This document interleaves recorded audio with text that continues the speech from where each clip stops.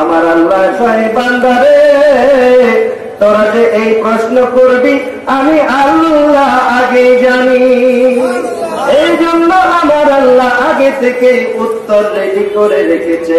আমার আল্লাহ কয় আমি আল্লাহ একটা জিনিস করি, একবার বলুন না আল্লাহু আকবার।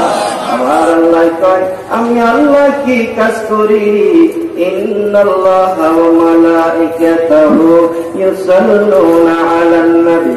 আমার আল্লাহকে দুনিয়ার কোনো কিছু কাজ আমি করি না রে, তবে আমি আল্লাহ একটা জিনিস করি, এই জিনিসটা হলো 24টা ঘন্টায় আমি আমার বন্ধুর উপরে দরুদ পড়ি।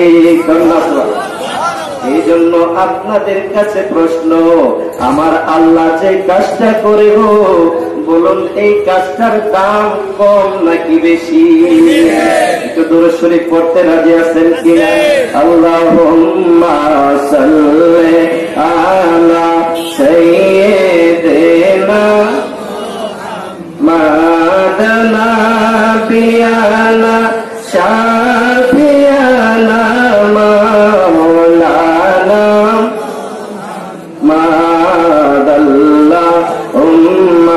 সাল্লি আলা সাইয়্যিদিনা মাদানা বিয়ানা শাফিয়ানা মাওলানা দেবা নিশি মন রে আমার আর দিও না যন্ত্রণা, দেবা নিশি মন রে আমার আর দিও না নাইরে দল যদি হইতাম ধনী যাইতাম সোনার মদিনা, বলুন দল যদি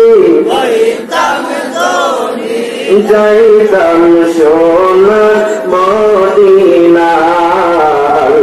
আল্লাহুম্মা সাল্লি আলা সাইয়্যিদিনা মাদানা বিয়ানা শাফিয়ানা মাওলানা মাদ বলুন না বিয়ানা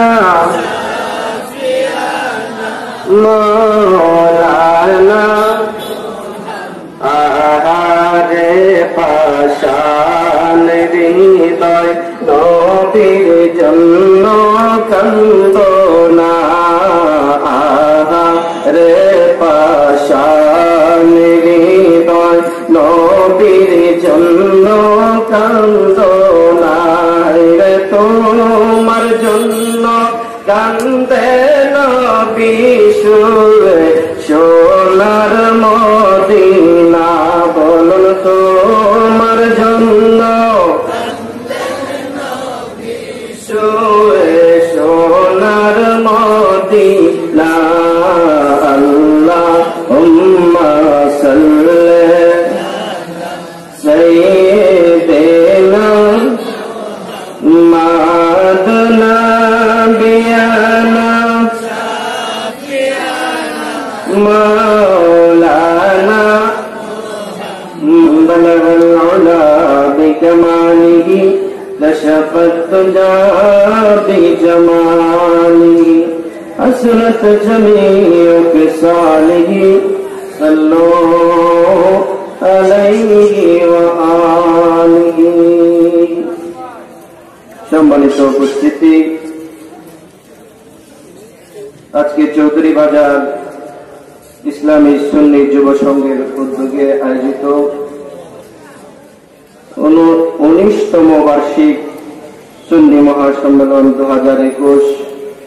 আজকের মাহফিলে যে আল্লাহ পাক এমন একটা ফিতনা ফাসাদের জামানা, যখন আমরা রাস্তায় বের হলে গুনাহ হওয়ার সম্ভাবনা, এমন একটা সময় আল্লাহ আপনাকে আমাকে দুনিয়ার সকল বাজে কাজ থেকে ফারেক করে পৃথক করে এমন একটা জান্নাতের বাগানে বসার সুযোগ দিয়েছেন। একবার বলুন আলহামদুলিল্লাহ। আপনারা কি এখানে বসে কি খুশি না বেজা? খুশি হলে আর আলহামদুলিল্লাহ আরো একটু জোরে শুনতে চাই, বলুন আলহামদুলিল্লাহ। কেন আল্লাহ আপনাকে আমাকে এত সুন্দর একটা জান্নাতের বাগানে দিল, শুধু তাই নয় রে আমার হবিগঞ্জের যুবক ভাইরা, একটু খেয়াল করে দেখেন না, আপনার বাড়ির পাশে এমন লোক আছে গো যার নাকি দুইটা চোখ নাই, চোখে দেখে না, অন্ধ। এমন লোক আছে না? এমন লোক আছে যার নাকি দুইটা হাত নাই, হাত দুইটা কাটা, হাত দুইটা কাটা, ইচ্ছা করলে হাত দিয়া খাইতে পারে না। আরেকজন মানুষের সাহায্য সহযোগিতার প্রয়োজন হয়, যে নাকি ওই লোকটাকে খাওয়ায়, একদিন, 2 দিন, 3 দিন, 1 মাস, কয়েক মাস খাওয়ানোর পরে ওই লোকটারও একটা অনীহা আসে, তখন ধমক মারে, যা আর কতদিন পরে খাওয়াইব, যে লোকটার পা নাই। ও আমার সুন্নি ভাইরা, যার পা নাই সে জানে পায়ের কি মর্ম। আপনাদের তো পা আছে, সুন্দর করে যেখানে খুশি যাইতে পারে, কিন্তু যার পা নাই সে ইচ্ছা করলে কোথাও যাইতে পারে না। আমার বাবারা, বন্ধুরা, যার নাকি দুইটা চোখ নাই সে জানে দুইটা চোখ হারানোর কি ব্যথা। পৃথিবীর রংটা লাল নাকি নীল, মানুষটা দেখতে কত সুন্দর, গরুটা দেখতে কেমন, ছাগলটা দেখতে কেমন, এই লোকগুলো কিন্তু কোনো কিছুই তারা দেখতে পারে না। এই জন্য আল্লাহ আপনাকে আমাকে এত সুন্দর করে যে বানাইছে, আল্লাহ যে কোরআন শরীফে ঘোষণা দিয়েছে, লাকাদ খালাকনাল ইনসানা ফি আহসানি তাকওয়ীম।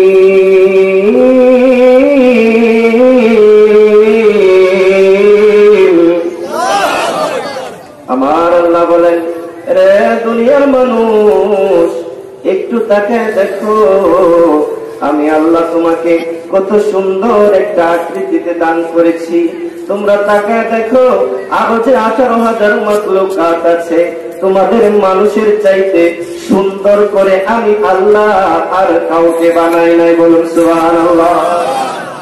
আচ্ছা, আপনারা কি মনে মনে একবার চিন্তা করছেন যে আমার চেহারাটা সুন্দর না, আমার মাথার জায়গায় যদি একটা ছাগলের মাথায় না লাগাই দিতাম বেশি সুন্দর হইতো? এটা কি চিন্তা করছেন? অথবা চিন্তা করছেন যে আমার মাথাটা সুন্দর না, একটা গরুর মাথায় না আমার মাথায় লাগালে মনে হয় বেশি ভালো লাগবে? চিন্তা করছেন? তার মানে আপনি নিজেও জানেন যে গরুর মাথা ছাগলের মাথার চাইতে আপনার মাথাটা সুন্দর, ঠিক কিনা? এই জন্য আল্লাহ যে আপনাকে এত সুন্দর করে বানাইছে, নাকটারে কত সুন্দর একটা জায়গায় লাগাইছে। নাকটা যদি এখানে না দিয়ে এখানে থাকতো অথবা পিছনে থাকতো কেমন লাগতো? চোখ দুটা এখানে না দেখে পিছনে থাকতো। অতএব বোঝা গেল যে আল্লাহর সৃষ্টি আমাদেরকে, মানুষদেরকে যে বানাইছে, আল্লাহ বহু চিন্তা হিসাব নিকাশ করে সবচেয়ে সুন্দর আকৃতিটা দিচ্ছে। এই মানুষ হইয়া আপনি যদি আল্লাহর শুকরিয়া আদায় না করেন, বলেন আল্লাহ কি আপনাদের উপরে বেজার হবে না? আজকে এইরকম একটা কোরআন হাদিসের আলোচনা হচ্ছে, মাহফিল হচ্ছে, অথচ আমরা যারা আজকের এই সোয়াব, আজকের এই সৌভাগ্য নিতে পারলাম না, আমাদের মাহফিলের আশেপাশে বাড়ি, অথচ আমরা অনেকে আজকের মাহফিলে আসি না, এমন আছে না? তাহলে যারা আসতে পারলাম না, আমরা তো আজকের রাতটাই বৃথা। যারা মাহফিলে না এসে এখনো টেলিভিশনের সামনে বসে আছে, যারা মাহফিলে না এসে মোবাইলে আড্ডা দিতেছে, বন্ধু বান্ধব সাথে নিয়ে বসে আছে, একটা জান্নাতের বাগানে বসার সৌভাগ্য তাদের হয়ে যায়। আপনাদের যে হয়েছে, আরেকবার আল্লাহর কাছে বলুন আলহামদুলিল্লাহ।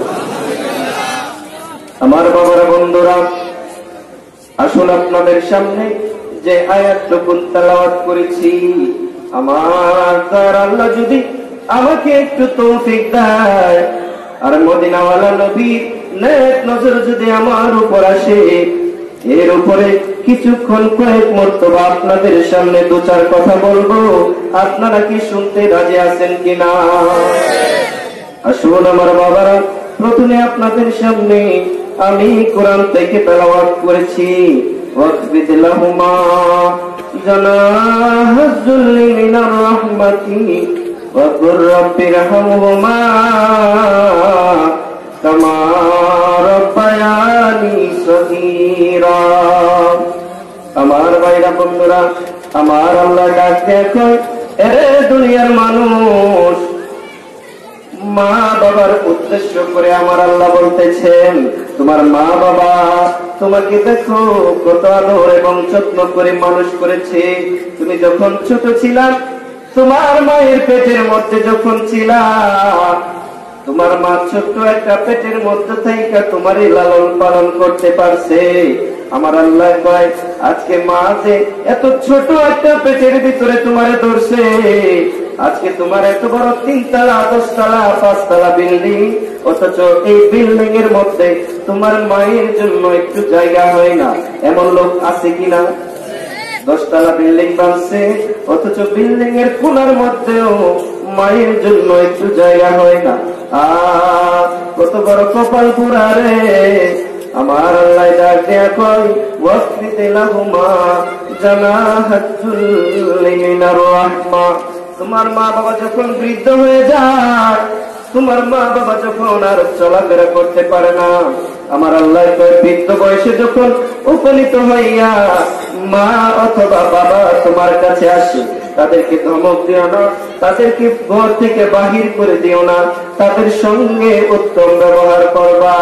এবং কি করবা? তারা যদি মৃত্যু বলে যায়, মৃত্যুর পরে তাদের জন্য এই দোয়া করবা, সকলে বলুন, রব্বিরহামহুমা কামা রাব্বায়ানি। আল্লাহ ডাক দেখো, দুনিয়ার মানুষ, তুমি যখন ছোট ছিলা, মায়ের পেটের মধ্যে যখন তুমি ছিলা, পেটের মধ্যে যদি একটা ইট বান্ধব, ইটটারে লইয়া দেখো কতক্ষণ তুমি হাঁটতে পারো কিনা, দেখবা ভারী লাগে, মনে হবে পেটটা যেন ছিঁড়ে যাইতেছে। অথচ তোমার আমার মা গো, তোমারে আমারে একটা দিন 2টা দিন নয়, 10 মাস পেটের মধ্যে রাখছে। আমার আল্লাহ ডাকে কই, এই মার মনে কষ্ট দিও না। মা যখন তোমারে আমারে পেটে লইয়া, মা দরদি সারাটা দিন কষ্ট শেষে রাত্রবেলা যখন একটু খানা দানা করার জন্য, একটু আরাম আয়েশ করার জন্য মা যখন খানার টেবিলে বসছে, একটু গভীর মনোযোগ দিয়ে শুনেন, আমার আল্লাহ কয়, এই মা যখন খানার টেবিলে বসছে, একটু খানা খাবে এই আশায় সন্তানটা পেটের ভিতর থাইকা হঠাৎ করে একটা লাথি মারছে। মা দুঃখিনী গো, এই দুঃখটা আর সহ্য করতে পারে না, খানা দানা চাইরা মা দুঃখিনী দাঁড়াইয়া গেছে। আরো একটা যখন জোরে পেটের ভিতর থাইকা সন্তান লাথি মারছে গো, মা দুঃখিনী আর দাঁড়াইয়া থাকতে পারছে না। প্রাণের মা, মা গো, এই দুঃখ কষ্ট সহ্য করতে না পাইলে গো, বিছানার মধ্যে শুইয়া শুইয়া গলা কাটা মুরগার মতো লাফাইছে। এত কষ্ট সহ্য করার পর তবু কাউরে কইছে না, এত কষ্ট যে হয়েছে কাউরে তবু বলছে না, খালি আল্লাহর কাছে বিচার দিছে, মাবুদ, মাবুদ রে, সন্তান হওয়ার যন্ত্রণা বুঝিয়ে তো আগে জানতাম না। এই মা এত কষ্ট করছে সন্তান পেটে লইয়া, আমার আল্লাহ কয়, এই জন্য এই মারে কষ্ট দিও না। এই মারে যদি কষ্ট দাও, আমার আল্লাহর জান্নাত পাওয়া হবে না। আরে মা বাবার কথা মতন যে জন চলে না, মা বাবার কথা মতো না, আল্লাহ নবীজির দয়া তারা পাবে না। আরে আল্লাহ নবীজির দয়া তারা পাবে। মা বাবা অতি আপন, মা বাবাই করহ যতন, মা বাবা অতি আপন, মা বাবার করহ যতন। তিন কথার সাথী পায়া ভুলা যায় না, তিন কথার ভুলে যায় না। আল্লাহ নবীজির দয়া তারা পাবি না। হায়রে আল্লাহ মা বাবাকে কষ্ট দিলে নামাজ রোজা যায় বিফলে। মা বাবাকে কষ্ট দিলে নামাজ রোজা যায় বিফলে। মার কলিজায় আঘাত দিলে খোদা সহে না। মার কলিজায় খোদা সহে না। আল্লাহ নবীজির দয়া না। হায়রে আল্লাহ নবীজির দয়া। আমার বাবার বন্ধুরা বলতেছিলাম, এ মা কেমন সম্পদ সন্তানের জন্য। আমার আল্লাহ বলেছেন, এ মা বাবার মনে কষ্ট দিও না। এ মা বাবার মনে কষ্ট দিয়া যদি নামাজ পড়ো, এই নামাজ তোমার কবুল হবে না। মা বাবার মনে কষ্ট দিয়া যদি মক্কা মদিনা গিয়ে হজ করো, তোমার এই হজ আল্লাহর দরবারে কবুল হবে না। এই জন্য মা বাবার মনে কষ্ট দেওয়া যাবে না। মা বাবার কথা মতো চলতে হবে, তাহলে খোদার দিদার এবং জান্নাত পাওয়া যাবে।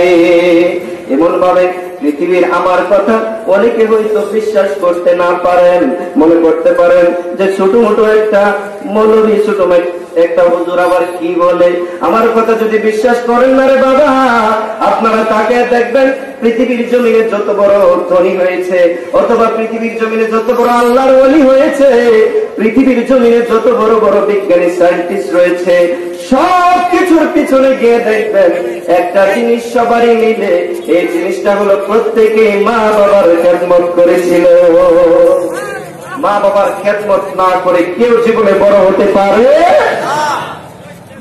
জীবনে বড় হইতে হলে এই মায়ের পায়ের নিচে আগে ভক্তি দাও, সালাম দাও। এ মা যদি তোমার জন্য দোয়া করে আল্লাহর ওলি হয়ে যায়, কন্যা সুবহানাল্লাহ। এমন প্রমাণ কি নাই? মায়ের দোয়ায় ওলি হয়ে যায়, মায়ের দোয়ায় জীবনের গুনাহ মাফ হয়ে যায়। মায়ের দোয়ায় কিভাবে আল্লাহর বড় ওলি হয় এটা তো আপনাদের সকলেরই জানা। তারপরেও আমি বলতেছি, আমরা যেহেতু সুন্নি মুসলমান, আমাদের দুইটা দিক থাকা উচিত। একটা দিক হচ্ছে রাসূলের মুহাব্বত, আর একটা হলো মা বাবার মুহাব্বত। আপনার রাসূলের প্রতি মুহাব্বত আছে কিন্তু মা বাবার প্রতি নাই, কাজ হবে না। আবার রাসূলের প্রতি আছে কিন্তু মা বাবার প্রতি নাই, এটা কাজ হবে? তার মানে দুটাই লাগে। মনে করেন 5 টাকার একটা কয়েন আছে না, 5 টাকার কয়েন তো এখন মনে হয় বোঝা হয়ে গেছে, কেউ দিলেও নিতে চায়। 5 টাকার একটা কয়েন এক পাশে শাপলা থাকে, আরেক পাশে কি থাকে? যমুনা সেতু ব্রিজ।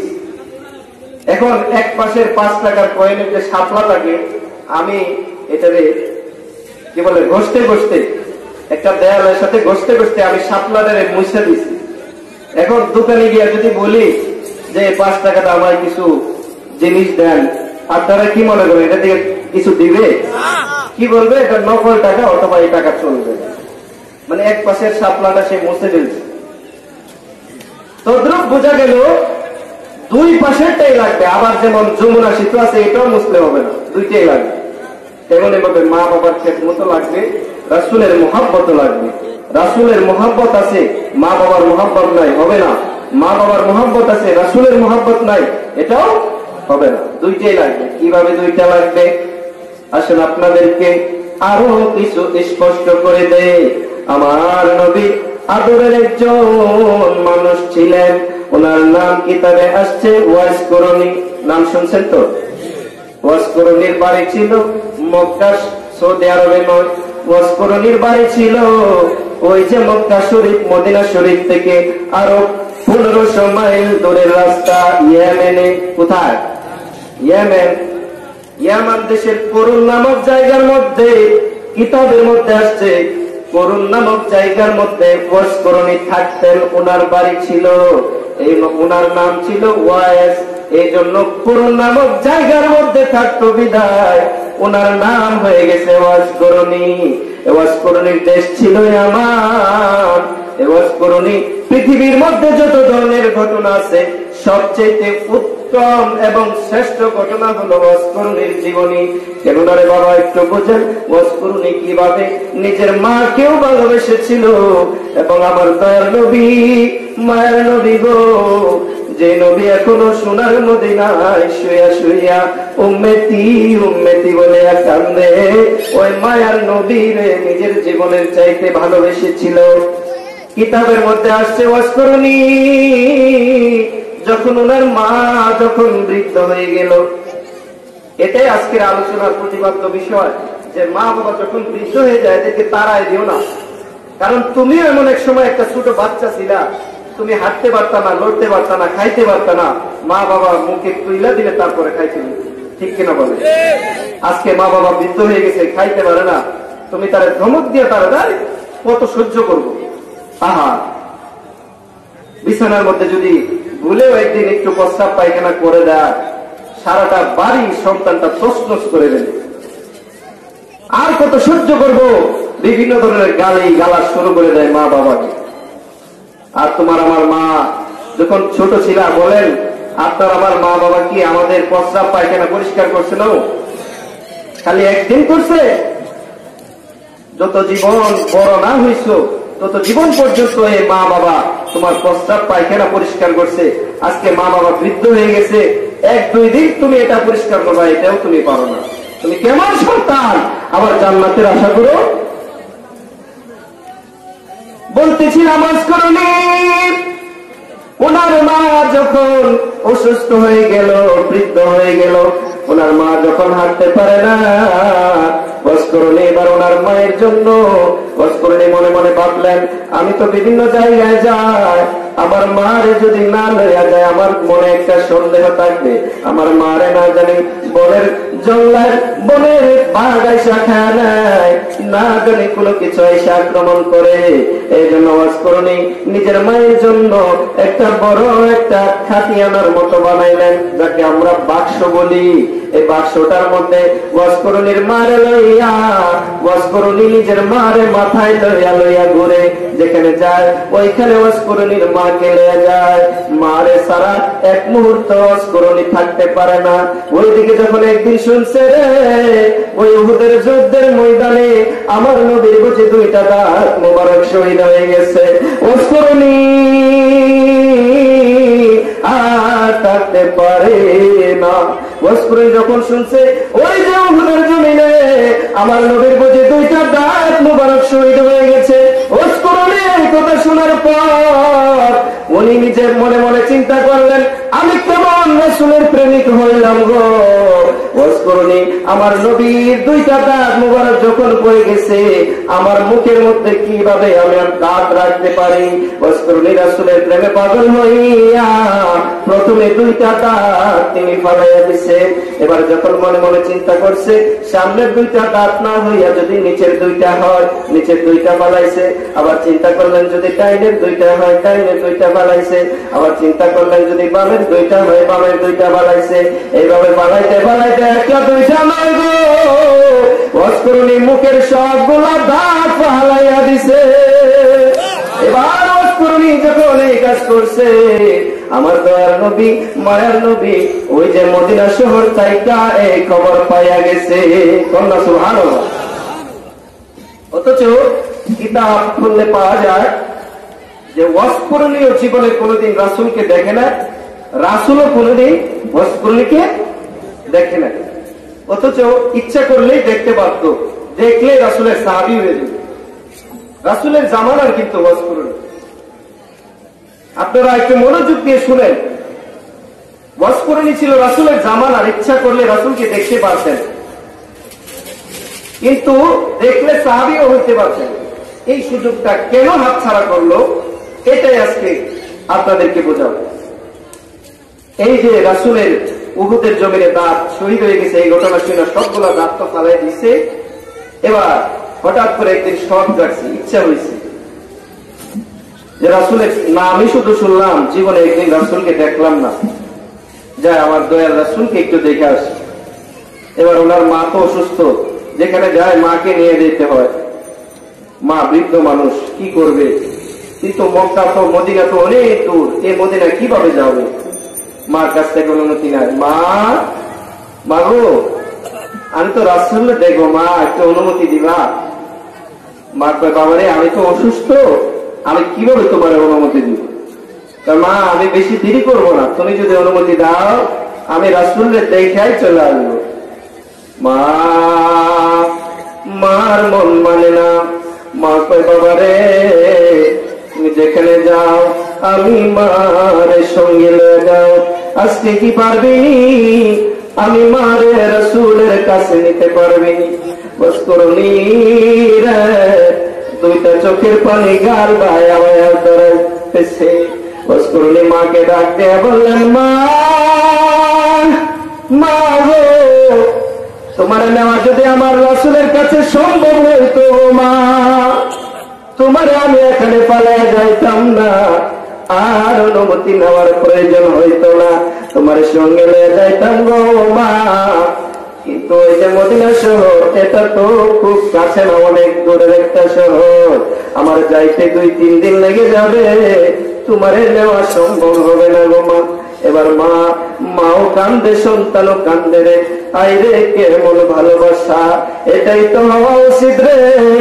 আজকে সন্তান মায়ের জন্য কাঁদতে রাজি না, মা সন্তানের জন্য সারাটা জীবন কষ্ট আর কষ্টই করলো। বৃদ্ধ বয়স হয়ে গেলেও সন্তানের জন্য মার মায়া একই থাকে। মা সন্তানকে একই ধরনের ভালোবাসে, কিন্তু সন্তান একটু বড় হইয়া বউ শাশুড়ি বিভিন্ন ধরনের মানুষের ওয়াসওয়াসা লইয়া এই মায়ের সঙ্গে সম্পর্কটা রাখতে পারে না। জান্নাতের সঙ্গে সম্পর্ক রাখতে পারলি না রে, আল্লাহ কই যে জান্নাত, ওই জান্নাত পাওয়া হবে না। আমার রাসূল বলে দিয়েছেন, আল্লাহর ওই জান্নাত যদি আগে পাইতে চাও, পৃথিবীর যে মধ্যে যে তোমার মায়ের পায়ের নিচে জান্নাত আছে, ওই জান্নাতটা আগে কায়েম করে নাও। আমার রাসূল বলেন, আল জান্নাতু তাহতা আকদামিল উম্মাহাত, মায়ের পায়ের নিচে সন্তানের জন্য বেহেশত। এই বেহেশত আগে খোঁজো, তারপরে যাও আল্লাহ বেহেশত খোঁজার জন্য। বলতেছিলাম মস্করণী, এবার মা সন্তান একজন আর একজনের গলায় ধইরা জড়াজড়ি কইরা কান্দে। মা কান্না ভেজা চোখে মস্করণীর বিদায় দিতেছে। বাবা মস্করণী রে, তোমার রাসূলকে দেখতে যাইবা, যাও রে মস্করণী, তবে আমি অসুস্থ, আমার কথাটাও তুমি একটু চিন্তা করো। তুমি যদি রাসূলের দেখা না পাও, বেশি দেরি করো না রে বাবা, তুমি সাথে সাথে চলে আসবা, কারণ আমার শরীরটা বেশি ভালো না, যে কোনো সময় আমার কাছে আজরাইল আইসা যাইতে পারে রে বাবা। মায়ের কথা শুইনা মস্করণী আর দেরি করলেন না, সঙ্গে সঙ্গে রাসূলকে দেখার জন্য রওনা করে দিলেন। কয়েকদিন যাওয়ার পর এবার মস্করণী যখন আমার রাসূলের হুজরা মুবারকের সামনে উপস্থিত, অনেক মানুষকে জিজ্ঞাসা করতে করতে অবশেষে মস্করণী রাসূলের বাড়ির সন্ধান পাইছে। আমার রাসূলের হুজরা মুবারকের সামনে গিয়া গো মস্করণী আমার নবীর সালাম দেয়, আসসালাতু আসসালামু আলাইকা ইয়া রাসূলুল্লাহ। আসেননি আমার দয়ার নবী, দিনের নবী ঘরে আসেননি? নাই নাই রে, আমার দয়ার নবী দুঃখী নবী ঘরের ভিতরে না, ঘরের ভিতরে তাই আম্মা জান আয়েশা জবাব দিলেন, আমার রাসূল তো দিনের নবী, তো এখন ঘরের ভিতরে নাই, কোথায় গেছে জানি না, কখন আসবে তাও তো জানি না। আমার একটু সত্য করে যদি বলতেন আমার দিনের নবী কখন আসবে, কেননা আমি যদি দেরি করে গো ও আম্মা জান আয়েশা, ওইদিকে আমার মা অসুস্থ, আমার মা আগে থেকে বলে রাখছে, বাবা মস্করণী রে আমি অসুস্থ, রাসূলকে যদি না দেখতে পারো তুমি দেরি কইরো না, আবার চলে আইসো। মস্করণী আম্মা জান আয়েশাকে এই কথা শোনায় দিলেন। আম্মা জান আয়েশা বলেন, সত্য করেই বললাম, রাসূল কখন আসবে আমি তো জানি না। মস্করণী রাসূলকে যখন না দেখতে পারে, এবার আল্লাহর কাছে দুইটা হাত বাড়াইয়া দিছে, কান্দে যে নবীর দেখার জন্য সারা আমি এত কষ্ট করলাম, এত অপেক্ষা করলাম গো, এই নবীরে মনে হয় জীবনে আর দেখা হবে না। আমার রাসূলের হুজরা মুবারকের সামনে দুইটা চোখ থেকে পানি ফালাইয়া ফালাইয়া ওয়াজকুরুনি কান্দে আর বুকটা তাপড়ায়, এই জীবনে বুঝি রাসূলের দেখা হবে না। ওয়াজকুরুনি রে কানতে কানতে আমার রাসূলের হুজরা মুবারকের সামনে থেকে বিদায় হয়ে যায়। কিতাব লেখে কিছুক্ষণ পর দিনের নবী মায়ের নবী যখন হুজরা মুবারকে আসলেন, অন্যান্য দিন আমার নবী ডাইরেক্ট ঘরের ভিতরে সালাম দিয়ে প্রবেশ করতেন।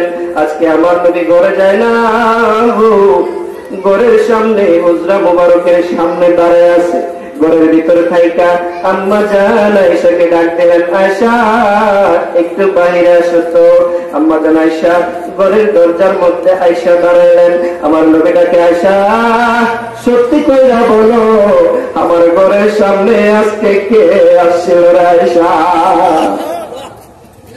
আয়েশা ডাক দিয়া বললেন, হুজুর চিনি না, ওই লোকটারে আমি চিনি না, দেখতে পাগলের মতো, আল্লাহকে চুলগুলো এলোমেলো, আমি মনে করছি পাগল। এই পাগলটা আয়েশা আমাকে ডাকতেছে, হুজুর ঘরে আছেন কিনা? আমি জবাব দিলাম, রাসূল ঘরে নাই। ওই লোকটা বলেছিল কখন আসবে, আমি বললাম জানি না। সত্যি করে বলো কখন আসবে? আমি বললাম জানি না। এই কথা শোনার পর দেখছি ওই পাগল লোকটা কাঁদতে কাঁদতে কাঁদতে কাঁদতে বুকটা থাপড়ায়। আর ছোট বাচ্চারা যেমন ভাবে হাউমাউ করে কান্দে, এভাবে কাঁদতে কাঁদতে আপনার ঘরের সামনে থেকে বিদায় হয়ে যা। আমার নবী ডাক দিয়ে, আয়েশা রে এটা কোনো সাধারণ পাগল না রে আয়েশা, এটা হইল আমি রাসূলের পাগল, এটা হইল আমি আল্লাহ তাআলার পাগল। বলেন সুবহানাল্লাহ। আরে নবীর প্রেমের পাগল যারা প্রেম খেলা খেলে, বলেন নবীর প্রেমের পাগল যারা, নবীর প্রেমে ওয়াজকুরুনি দন্ত দেয় ফেলে, নবীর প্রেমে নবীর প্রেমের পাগল যারা প্রেম খেলা খেলে, আইরে নবীর প্রেমের পাগল যারা, পাগল ছিলেন আবু বকর প্রেম দরিয়ায় দিলেন সাঁতার, পাগল ছিলেন আবু বকর প্রেম দরিয়ায় দিলেন সাঁতার, আসর নিদান পারে দিবে সেই প্রেমের বলে, আসর নিদান পারে দিবে সেই প্রেমের বলে, নবীর প্রেমের পাগল যারা,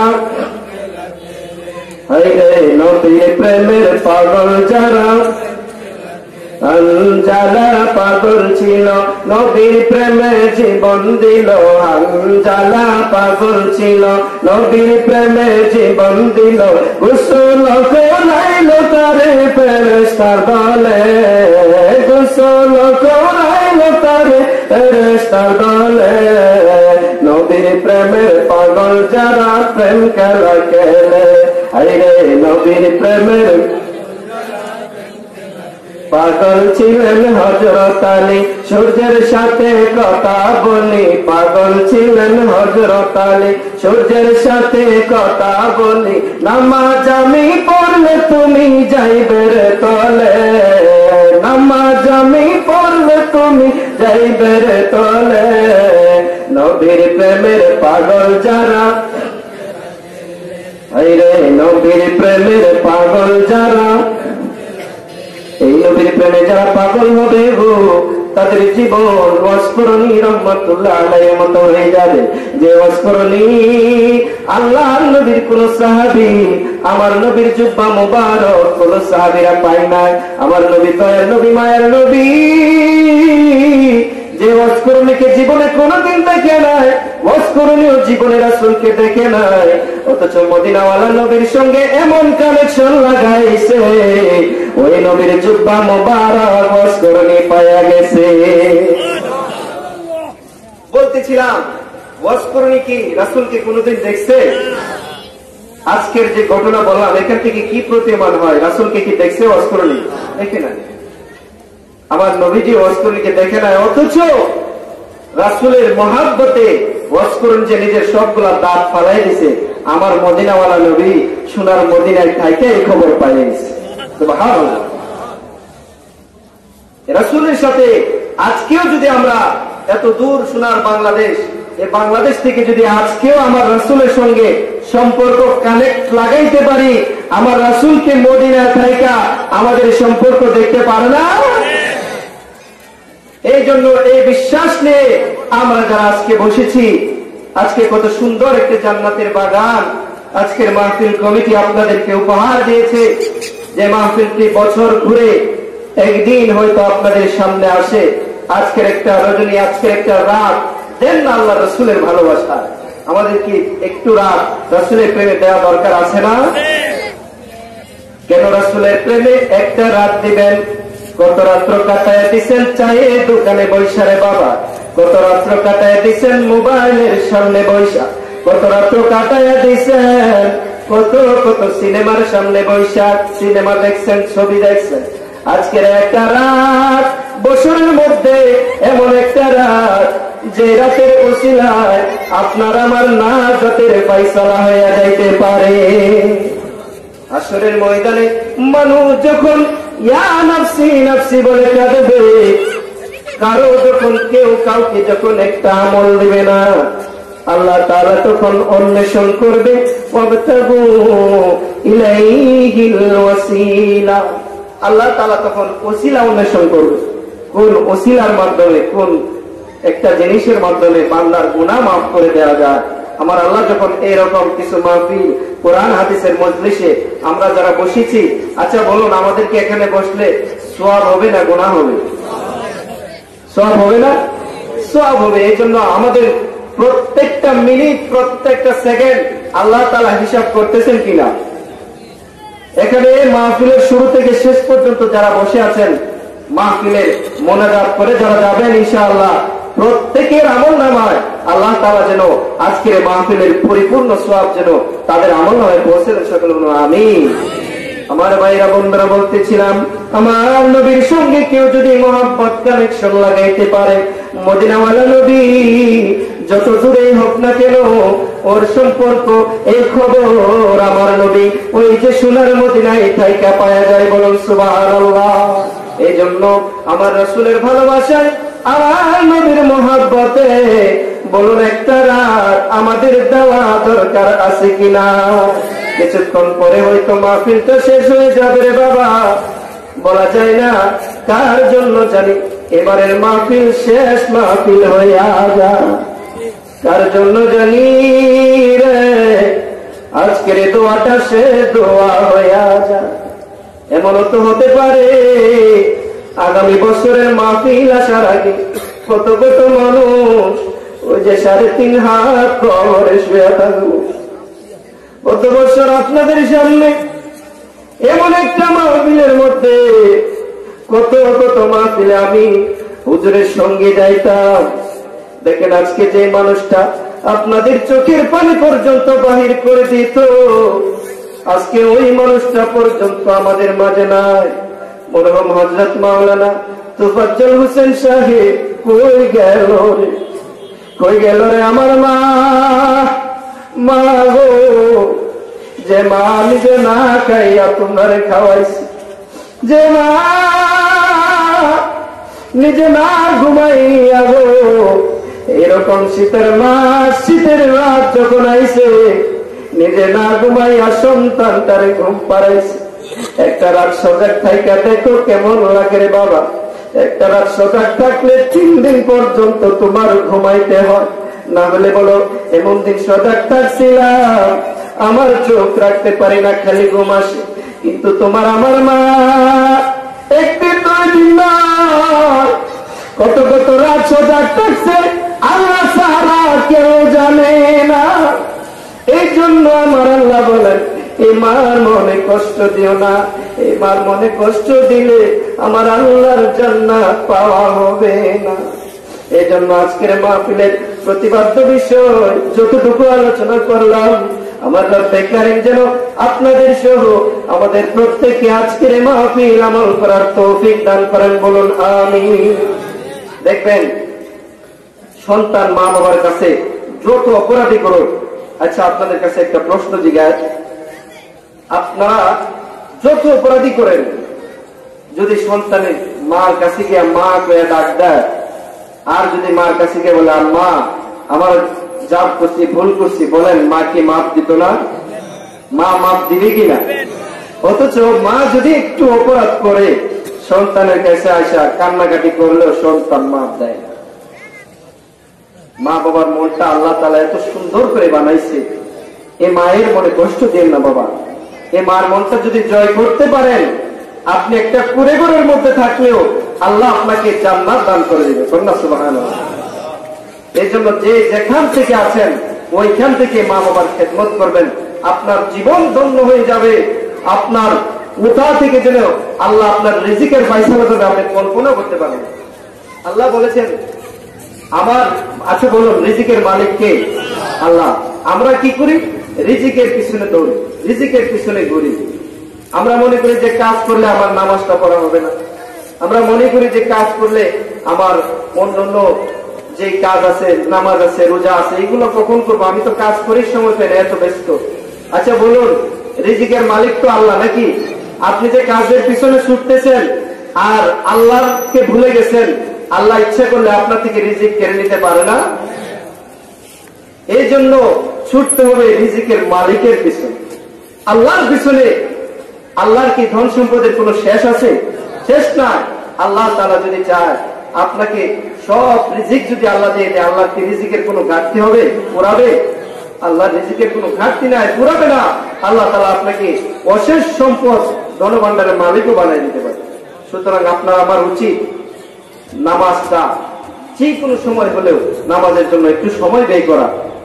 একটু খেয়াল করেন যে প্রতিদিন আল্লাহ আমারে 24টা ঘন্টা সময় আল্লাহ আমারে প্রতিদিন দিতেছে না? এখানে যারা আছেন কেউ কি বলতে পারবেন যে আমি 24 ঘন্টা পাইছি না, 23 ঘন্টা পাইছি? পারবেন? প্রত্যেকের হিসাব করে আল্লাহ তাআলা প্রতিদিন 24 ঘন্টা করে দিতেছে। এবার একটু হিসাব মিলান, 24 ঘন্টা থেকে আল্লাহরে আপনি কয় ঘন্টা দিচ্ছেন? ধরেন 5 ওয়াক্ত নামাজ, একটা নামাজ আমি ধরলাম পড়তে 5 মিনিট লাগে, তাহলে 5 ওয়াক্ত নামাজ পড়তে কত মিনিট লাগবে? 5 5 25 মিনিট লাগবে ধরেন ফরজ নামাজ পড়তে। আর বাকি সুন্নত মিলায় ধরলাম আরো 25, তাহলে কত মিনিট হলো? 50 মিনিট। আর 10 মিনিট এমনিতেই ধরে নিলাম, ধরেন 1 ঘন্টা। 24 ঘন্টা থেকে 1 ঘন্টা সময় যদি আল্লাহরে আপনি দেন, এটাতে কি লস হবে কোনো? আহা, আমরা 1 ঘন্টা সময় আল্লাহরে দেই না। এই হিসাব কিভাবে আল্লাহর কাছে দিবেন? আল্লাহ তুমি আমার প্রতিদিন 24 ঘন্টা দিছো, অথচ 1টা ঘন্টা আল্লাহ তোমারে দিতে পারছি না। এই হিসাব কিভাবে মিলাবেন? এজন্য আসেন 24 ঘন্টা যে আল্লাহ আমার দিতেছে, এর থেকে অন্তত 1টা ঘন্টা আমি আল্লাহরে দেই। যত ব্যস্ততাই থাকি, এই ব্যস্ততার ভিতরে ফাঁক করে হলো 1টা ঘন্টা অন্তত আল্লাহর জন্য আমি রাখি। আর বাকি 23 ঘন্টা আমার যত কাজ আছে, আমার ফ্যামিলির কাজ আছে, আমার ঘুম আছে, বাকি 23 ঘন্টা আপনি করেন। আল্লাহর কাছে কোনো সমস্যা নাই। যেটা বল সুবহানাল্লাহ। এত সহজ করে দিছে, তারপরে আমরা করি। এই জন্য বাবা, এই নামাজের জন্য, এই নামাজ কায়েম করার জন্য আমার নবী দেখেন কত কষ্ট করেছে। বদর যুদ্ধ করেছে, উহুদের যুদ্ধ করেছে, কত কত যুদ্ধের ময়দানে অসংখ্য সাহাবীরা জীবন দিয়েছে। এই জীবন দেওয়ার প্রয়োজন কি ছিল? এই জীবন দেওয়ার একটাই অর্থ, দুনিয়ার জমিনে ইসলামের পতাকা উঠানো। আমার রাসূল এত কষ্ট করে নামাজ পড়তেন। আমার নবী যখন নামাজের সিজদায় যাইতেন, আবু জাহেল আয়েশা আমার নবীর উপরে উটের নাড়ি ভুঁড়ি চাপায় দিত। নাউযুবিল্লাহ। আমার নবী এত পচা দুর্গন্ধ, উটের নাড়ি ভুঁড়িগুলো যখন আমার নবীর পিছনে যখন চাপায় দিত, আমার নবী তখন আর সিজদা থেকে উঠতে পারতো না, এত ভারী বোঝা ছিল। আবু জাহেল যখন এই কাজগুলো করতো, আমার নবী সিজদায় পয়রা পয়রা বিনাইয়া বিনাইয়া কাঁদতো। আমার নবীর বাবা ছিল না, মা ছিল না। এতিম নবীরে আবু জাহেল কাঁপাইয়া কত কত মার আমার নবীরে মারছে। আমার নবী এই দুঃখ কষ্ট ব্যথা সহ্য করতে না পাইরা গো, মায়ের দেশ বাবার দেশ, এই যে সৌদি আরব মক্কা, এটা হলো আমার নবীর বাবার দেশ। অথচ এখনো দেখেন আমার নবী ওই যে সোনার মদিনায় শুয়ে আছে। মক্কার মানুষেরা আমার নবীকে চিনল না, মক্কাবাসীরা নবীরে চিনল না, শুধু আঘাতের পর আঘাত দিল, এমনকি নবীকে হত্যা করার চেষ্টা পর্যন্ত কয়েকবার করেছে। আমার নবী আবু জাহেলের অত্যাচার সহ্য করতে না পাইরা আমার নবী চলে গেলেন তায়েফে। তায়েফ ছিল আমার নবীর দুধমা হালিমার বাড়ি, যেখানে আমার নবী ছোটবেলায় বড় হয়েছিলেন। আমার নবী ভাবলেন আমার পালিত মা হালিমার বাড়িতে গিয়ে যদি আমি উঠি, ওইখানে আমাকে অনেক মানুষেরা চিনে গো, তায়েফের মানুষেরা মনে হয় আমারে মারবে না। আমার নবীর সঙ্গে ছিলেন আমার নবীর পালিত পুত্র যায়েদ ইবনে হারেস। যায়েদ ইবনে হারেসাকে লইয়া আমার আপনার নবী যখন ওই তায়েফের দেশে যান, তায়েফ শহরটা মক্কা শহর থেকে আরো প্রায় 700 মিটার উপরে পাহাড় বেষ্টনী একটা এলাকা। কিতাব গবেষণা করে দেখেছে তায়েফবাসীদের মন এমন পাথর কেন? তায়েফের পুরো শহরটা শুধু পাথর আর পাথর। তায়েফ শহরটা এমন শক্ত শক্ত পাথর দ্বারা গঠিত, এই জন্য প্রাকৃতিক এবং ভৌগোলিক কারণে তায়েফবাসীদের মনটাও পাথরের মতো শক্ত। বিজ্ঞানীরা গবেষণা করে দেখেছে। অতঃপর আপনার আমার নবী একটু শান্তির আশায় ব্যবসা বাণিজ্য করার জন্য যায় না, কারো কোনো ক্ষতি করার জন্য আমার নবী যায় না, একটু শান্তির আশায় গো। দিনের নবী যখন ওই তায়েফের জমিনে গেল, তায়েফের যে বড় বড় লোকগুলো ছিল, ছোট ছোট বাচ্চাগুলোর তারা শিখায় দেয়, রে বাচ্চারা টাকা দেখো একটা পাগল আইছে। নাউজুবিল্লাহ। আমার নবী মায়ের নবী যেই দিকে যায় ওই দিক থেকে পাথর গুলো দায় আসে। ছোট ছোট বাচ্চারা প্রত্যেকের হাতে পাথর ছিল। আমার নবীর সামনে থেকে পাথর মারে, আমার নবী পিছন থেকে পাথর মারে, ডান দিক থেকে পাথর মারে, বাম দিক থেকে পাথর মারে। সাথে ছিলেন হযরতে যায়েদ ইবনে হারেস, আমার নবীর পালিত পুত্র। যায়েদ ইবনে হারেস গিয়া কারো পায়ের মধ্যে ধরে, কারো হাতের মধ্যে ধরে, মারিস না রে আমার তিন নবীরে, মারিস না, আমার নবীর বাবা না, আমার তিন নবীর মা নাই রে। এই নবী বড় বুক বড় কষ্ট লইয়া মক্কা শহর তাইকা তায়েফে আইছে। এই নবীর আর মারিস না, আর কত সহ্য করবো রে, আমার নবী আর সহ্য করতে পারে না রে। আমার নবী একটু শান্তি পাওয়ার আসে গো, মক্কা বাবার দেশ চাইরা আজকে তায়েফে আসছে রে। আমার নবীর আর মানিস না, আমার নবী সহ্য করতে পারে না। মাথা মোবারকের মধ্যে আইসা যখন পাথর লাগে, পিছন থেকে আইসা মাথা শিখা আমার নবীর রক্ত মোবারক, সাদা একটা জুব্বা পরিহিত ছিল, আমার নবীর জুব্বা মোবারক রক্তে লাল লাল হয়ে যায়। এত কষ্ট এত দুঃখ পাওয়ার পর আমার নবী একটা বার কইয়া শব্দ করে না।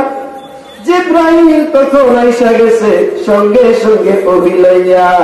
আমার আল্লাহ তাকে জিব্রাইল রে, আমি আল্লাহ কিভাবে সহ্য করব?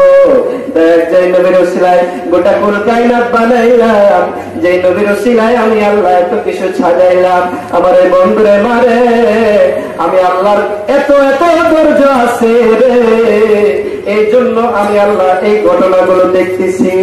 দিন প্রচারের উদ্দেশ্যে, দিনের জন্য আমার নবী কত কষ্ট করে। যা জিব্রাইল যা, আমার নবী যদি অনুমতি দেয় তায়েফবাসীদেরকে পৃথিবীর নিচে চালাইয়া দে। জিব্রাইল জিবরাইল এসে আমার নবীর কানে কানে এসে খবর দেয়, ইয়া রাসূলুল্লাহ, আপনার ব্যথাগুলো আমার আল্লাহ পর্যবেক্ষণ করতেছে, দেখতেছে, আপনি মনে মনে কোনো কষ্ট নেবেন না গো। ইয়া রাসূলুল্লাহ, নবী আপনার যে এত মার মারলো, আমার আল্লাহ আরশ থেকে সবকিছু দেখতেছে, আমার আল্লাহর ধৈর্য আছে বিদায় আমার আল্লাহ কোনো কিছু বলতেছে না। আপনার অনুমতি নেওয়ার জন্য আমার আল্লাহ পাঠাইছে, আপনি যদি এখন অনুমতি দেন ওই উহুদের পাহাড় গুলো আইনা উহুদবাসীদের উপরে এমন ভাবে আমি চাপাইয়া দেব, উহুদবাসীদের নাম নিশানা, তায়েফবাসীদের নাম নিশানা পৃথিবীর জমিনে থাকবে না। আমার নবী জিবরাইল যখন এই কথা বললো, আমার নবী তখন সঙ্গে সঙ্গে কাঁপতে তো ছিলেনই, কাফেরদের আঘাতে ছোট ছোট বাচ্চারা ঢিল মারছে, আমার রাসূলের মাথা মোবারক পর্যন্ত ফেটে গেছে, রক্ত মোবারক ঝরে পড়তেছে মাটির মধ্যে। তারপর জিবরাইল এসে যখন আমার এই কথা বললেন যে আপনি যদি অনুমতি দেন এই তায়েফবাসীদের নাম নিশানা পৃথিবীর জমির দিকে মুছে দিব, এই পাহাড় আইনা তায়েফবাসীদের উপরে আমি চাপাই দিব, আপনি একবার অনুমতি দেন। আমার নবীর কান্না আরো বেড়ে গেছে।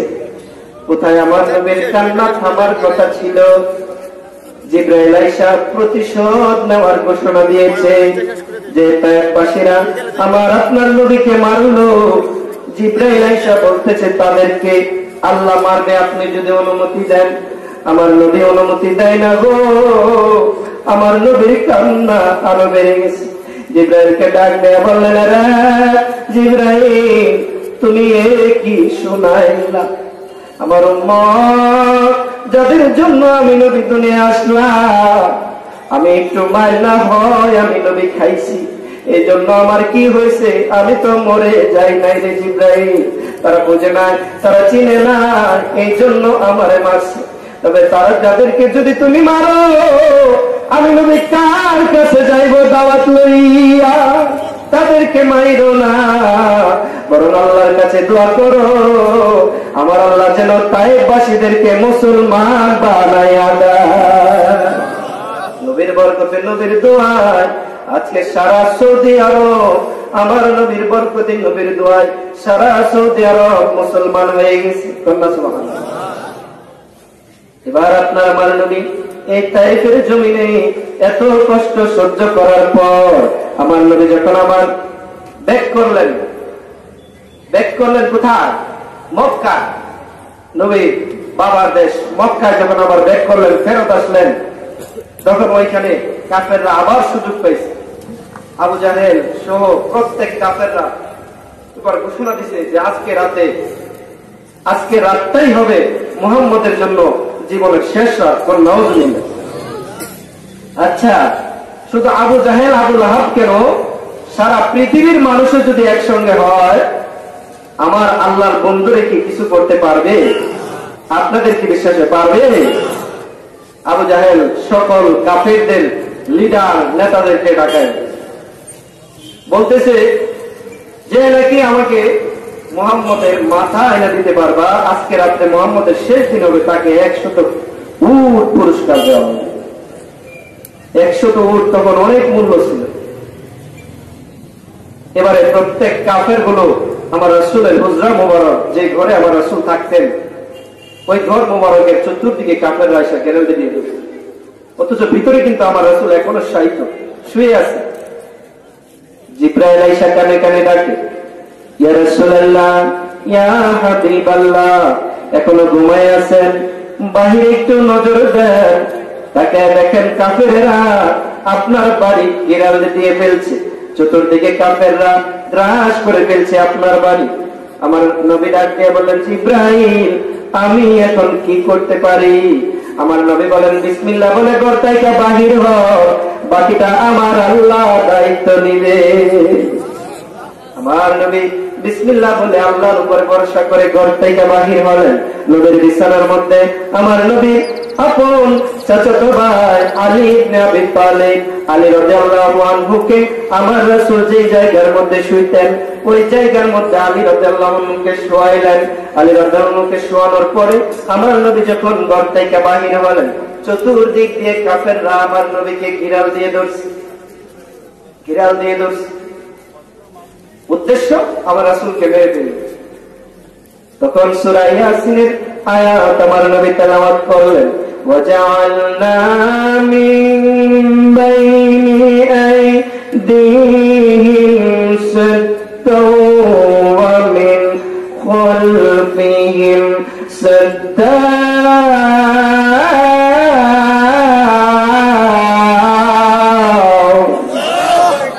আমার নবী যখন এই আয়াত কানা তেলাওয়াত করলেন, প্রত্যেকটা কাফেরের চোখের মধ্যে আমার নবী বিসমিল্লাহ বলে একটু বালি নিলেন। বালি নিয়া এই আয়াত তেলাওয়াত করে আমার নবী যখন ফু দিয়ে দিলেন, এই প্রত্যেকটা বালি কাফেরদের চোখে মুখের মধ্যে এমন ভাবে গেল, আমার নবী কাফেরদের সামনে দিয়ে চলে যায়।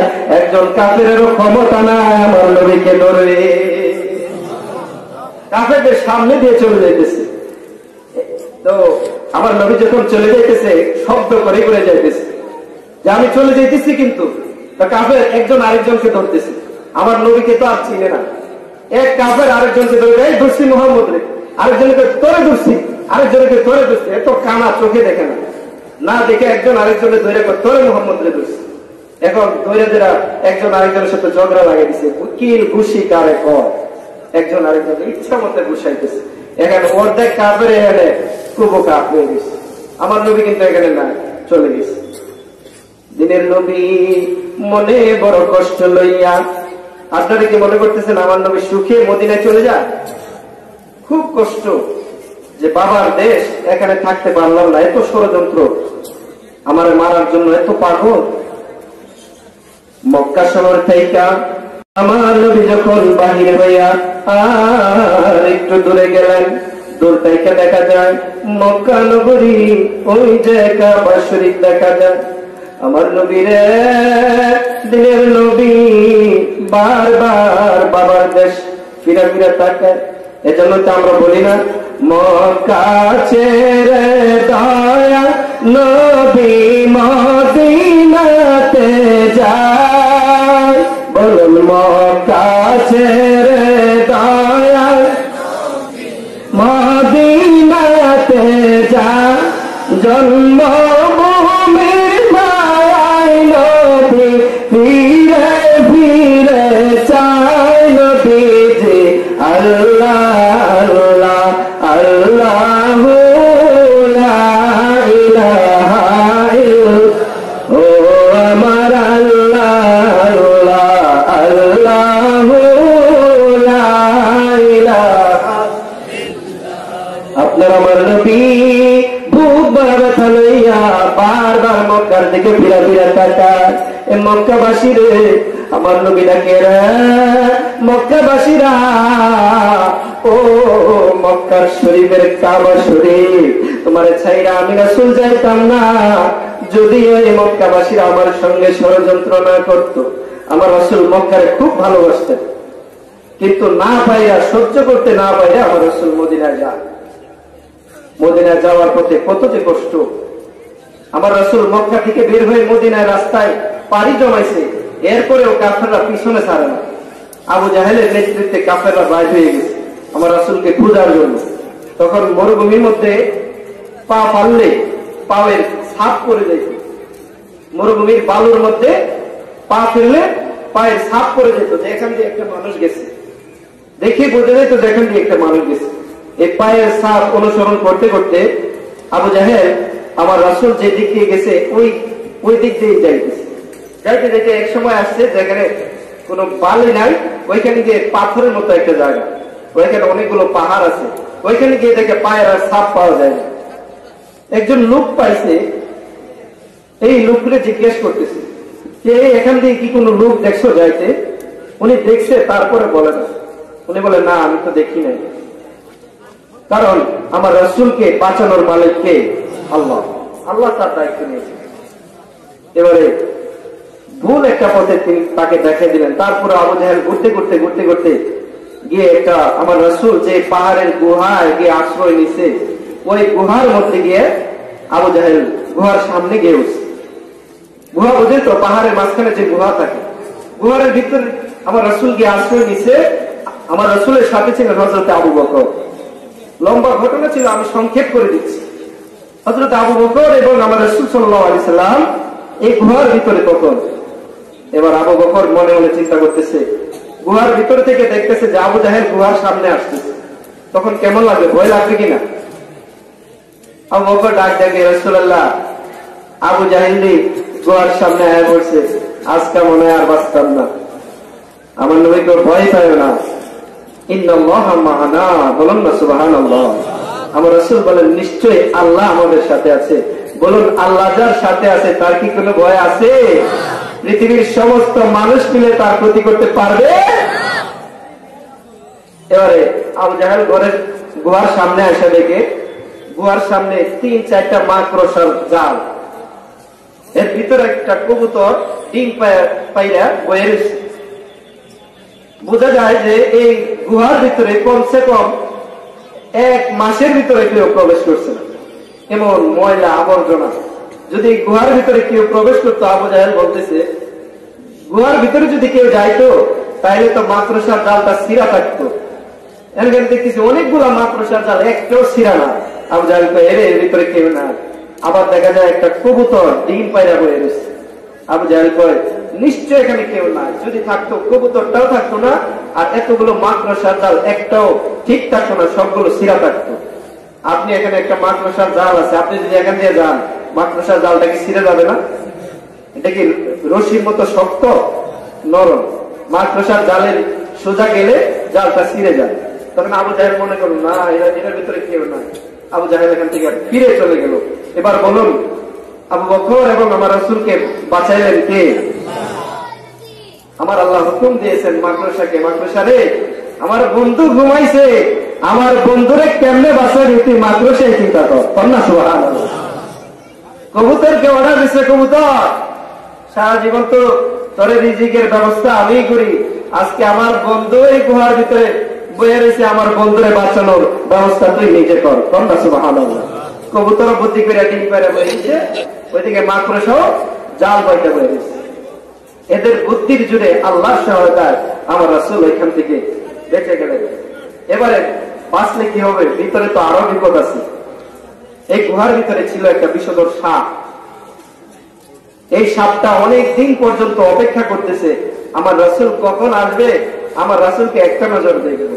কন্যা সুবহানাল্লাহ। অনেক আগে থেকে শুনছে এই গুহার ভিতরে আখিরি জামানার নবী আইব, এই নবীর একটা নজর দেখার জন্য সাপটা এত বছর পর্যন্ত এই গুহার ভিতরে বয়ে দিচ্ছে। এবারে হযরত আবু বকর এই গুহার ভিতরে যখন বসেছিলেন, আমার নবী গুহার ভিতরে অনেকক্ষণ পর্যন্ত যখন অবস্থান করতেছিলেন, হযরত আবু বকরের এই রানের মধ্যে আমার নবী একটু আরাম করতেছিলেন, ঘুমায় গেলেন। হযরত আবু বকর দেখে গুহার ভিতরে অনেকগুলো গুহা ছিল, অনেকগুলো গর্ত ছিল। একটা গর্ত দিয়া যখন একটা বিষধর সাপ যখন ওই গর্ত দিয়া বাহির হতে চায়, হযরত আবু বকর নিজের শরীর থেকে কাপড়টাকে ছিঁড়ে ফেললেন। কাপড়টাকে ছিঁড়া ওই গর্তটার মধ্যে দিয়া বন্ধ করলেন। দেখে কিছুক্ষণ পরে ওই সাপটা আবার আরেকটা জায়গার মধ্যে দিয়ে গর্ত করছে বাহির হওয়ার জন্য। হযরত আবু বকর এইভাবে নিজের শরীর থেকে কাপড় নিয়ে আরো একটা জায়গা বন্ধ করলেন। কিছুক্ষণ পর দেখা যায় সাপটা আরো একটা জায়গা গর্ত করে বাহির হয়। এইভাবে অনেকগুলো গর্ত হযরত আবু বকর শরীরের সবগুলো কাপড় ছিঁড়া সবগুলো গর্ত তিনি বন্ধ করলেন। শরীরে আর কাপড় নাই, নিচের কাপড়টা ছাড়া উপরে আর কোনো কাপড় নাই। এবারে হযরত আবু বকর দেখলেন আরেকবার ওই বিষধর সাপটা আবার মাথা বাহির করছে। হযরত আবু বকর মনে করলেন এই সাপটা বুঝি দয়ার নবী মায়া নবীর সুবল দিবে। আসলে তো সাপটা সুবল দেওয়ার জন্য আসে না, আমার নবীর একটা নজর দেখার জন্য সাপটা আসছিল। আমার নবীর একটা নজর দেখা সাপের জীবনের যত বেদনা আছে জুড়াইতে আসছিল। হযরত আবু বকর আর শরীরের মধ্যে যখন কোনো কাপড় নাই, হযরত আবু বকর এবার নিজের পাটা গর্তের মধ্যে যখন বাড়ায় দিলেন, এক পায়ের মধ্যে আমার নবী শুয়ে আছে, আরেকটা পা গর্তের মধ্যে যখন পাটা বাড়াইয়া দিছে, সঙ্গে সঙ্গে বিশ্বকর সাপ আবু বকর সুবল মাছ। হযরতে আবু বকর সাপের সুবল খাইয়া কিছুক্ষণ পর হযরতে আবু বকরের শরীরটা নীল হইয়া যাইতেছে বেশি। হযরতে আবু বকর সহ্য করতে পারে না। আবার ওইদিকে রাসূল আবু বকরের উরাতের মধ্যে, রানের মধ্যে ঘুমাইতেছে। আবু বকর ভাবলেন, আমি যদি কান্দি গো, আমার কান্নার শব্দ যদি আমি রাসূলের কানের মধ্যে যায়, আমার রাসূলের যদি ঘুম ভাঙিয়া যায়, আমি আবু বকরের তো মনে মনে কষ্ট লাগবে। এবার হযরতে আবু বকর যখন আর সহ্য করতে পারে না, আবু বকরের এক ফোঁটা চোখের পানি আমার নবীর শরীরের মধ্যে, আমার নবীর মাথা মুবারকের মধ্যে যখন পড়লো, আমার নবী ঠাস করে ঘুমটা ভেঙে গেল। আমার নবী ঘুম থেকে ওইটা দেখে হযরতে আবু বকর বিষের জ্বালায় ছটফট করে আর শরীরটা নীল হয়ে গেছে। আমার নবী জিজ্ঞেস করে, আবু বকর কি হয়েছে আমাকে বলো। কিছু না, কি হয়েছে বলো। হযরত আবু বকর বলেন, ইয়া রাসূলুল্লাহ, দেখেন অনেকগুলা গর্ত, আমার শরীরের সবগুলো, এই যে জামা ছিল সবগুলো জামা দিয়া আমি গর্তগুলা বুনজাইছি। এবার যখন শেষমেশ একটা গর্ত, আমার শরীরের মধ্যে আর কোনো কাপড় ছিল না, এই জন্য আমার পাটাকে বাড়ায় দিলাম। আমার মনে হয়েছিল এই সাপটা আপনাকে সুবল দেবে, এই সাপটা আমার পায়ের মধ্যে সুবল দিছে গো নবী, আমার সারাটা শরীর বিষের নীল হয়ে গেছে। এবার আমার নবী ডাক দিয়ে বলেন, আবু বকর তুমি কেন আমাকে আগে বলো নাই? এই সাপটা তো আমার একটা প্রেমিক সাপ রে।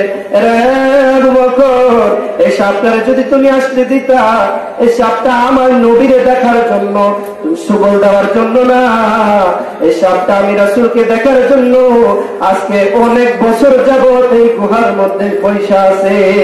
কন্যা সুবহানাল্লাহ। এবারে আমার রাসূল সাল্লাল্লাহু আলাইহি ওয়াসাল্লাম এবার বলতেছে, আবু বকর ঠিক আছে, তুমি তো সাপের সুবল খাইয়ে ফেলছ।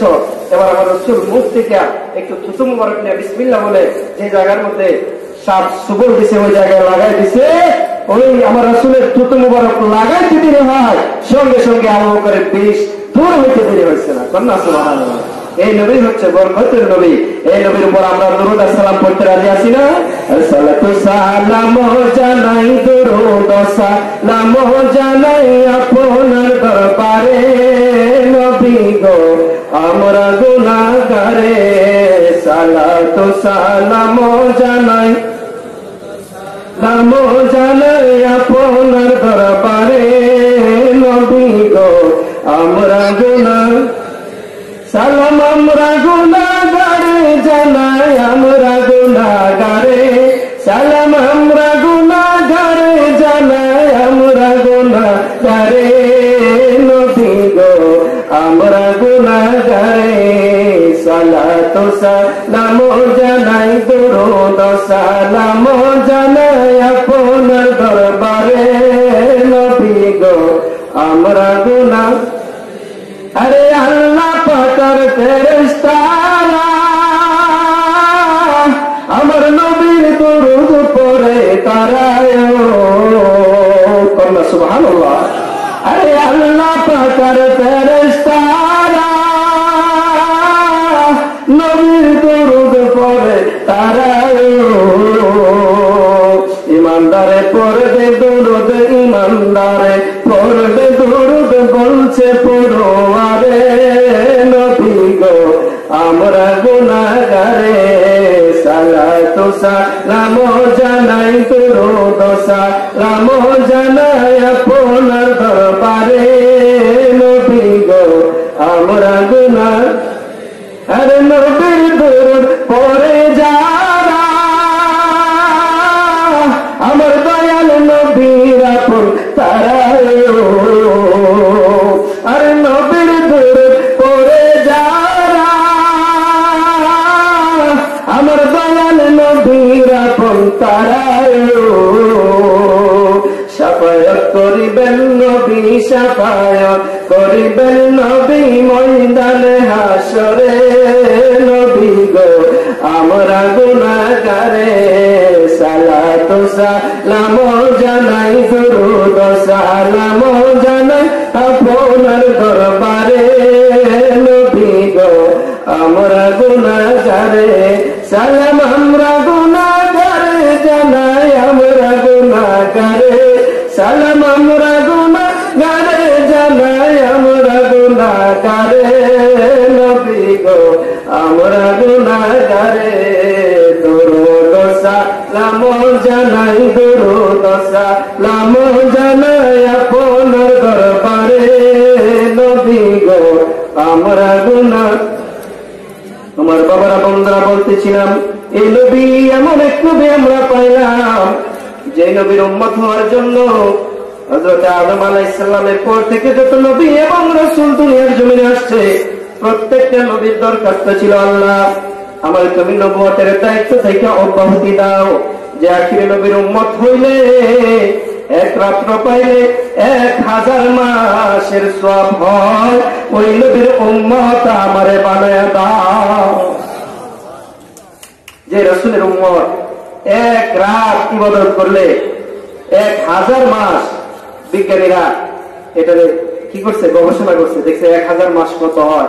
1000 মাস সমান সমান 83 বছর 4 মাস কতদিন, জোরে বলেন সুবহানাল্লাহ। অর্থাৎ সবে কদরের রজনীর কথা এখানে ইঙ্গিত দেওয়া হয়েছে। ইন্না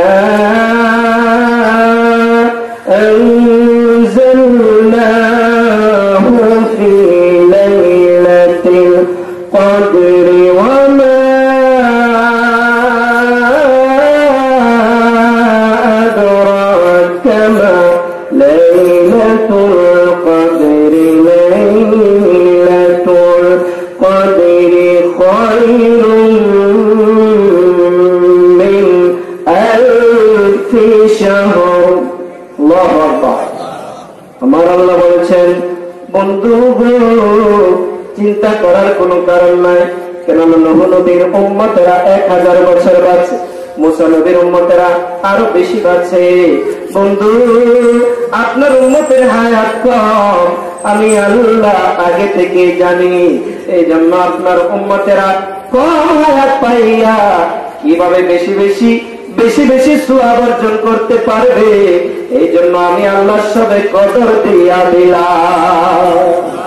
এই সবে কদর রাত্রিতে এক রাত ইবাদত করলে 83 বছরের সওয়াব পাওয়া যায়। সুবহানাল্লাহ। এটা হচ্ছে যোগফল, অর্থাৎ আল্লাহ তো বলছে 1000 মাস হিসাব করলে 83 বছর, 83 বছর প্লাস আরো কিছু বছর এই মাস এখানে উল্লেখ করা হয়েছে। এই জন্য আমরা আমাদের সামনে আর মাত্র 2 মাস, আমরা এখন কোন মাসে আছি? রজব। আল্লাহুম্মা বারিক লানা ফি রজব ওয়া শাবান ওয়া বাল্লিগনা ফি রমাদান। এই দোয়াটা বেশি পড়বেন, এই মাস থেকে এই দোয়াটা পড়তে হয়।